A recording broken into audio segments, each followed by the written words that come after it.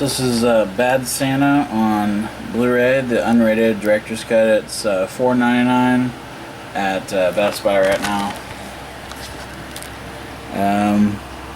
Bonus features, backstage commentary by director, the director's cut interviews, outtakes, Batter Santa gag reel, behind the scenes special, deleted and alternate scenes, Santa trainer scene, Willie leaves the department store, screaming baby, movie showcase, and seamless menus.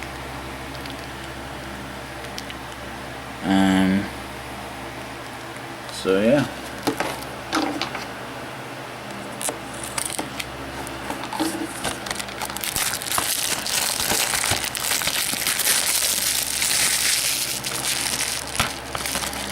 Oh, it has the first one with the security code.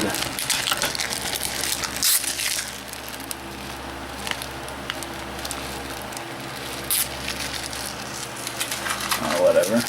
But anyway, there's a disc art. This is a pretty funny movie. I like Billy Bob Thornton too, and Barry Max in it, and John Ritter. Both, may they rest in peace. So, anyways, thanks a lot.